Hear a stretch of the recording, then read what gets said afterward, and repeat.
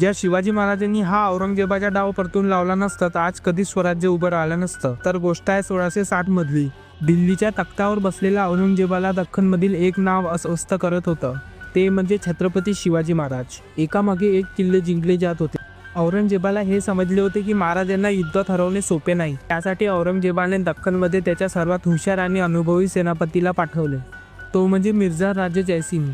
त्याने मोठ्या लढाया सोडून थेट स्वराज्याला वेढे घातले. अन्नधान्याचा पुरवठा थांबवण्यात आला आणि याचा प्रभाव सैन्यावरच नाही पण प्रजेवर पण दिसत होता. हे परिस्थिती पाहून शिवाजी महाराजांनी 1965 साली पुरंदरचा तह स्वीकारला. याच्यामध्ये 6 अटी होत्या. त्यामधील 2 महत्त्वाच्या अटी म्हणजे स्वराज्यातील 35 किल्ल्यामधून 23 किल्ले मुघलांना द्यायचे आणि शिवाजी महाराजांनी त्यांच्या मुलासोबत म्हणजे संभाजी महाराजांसोबत आग्र्याच्या मुघलांच्या दरबारात हजर राहायचं. पण आग्र्यात औरंगजेबाने शिवाजी महाराजांना भेटीनंतर नजरकैदेत ठेवले.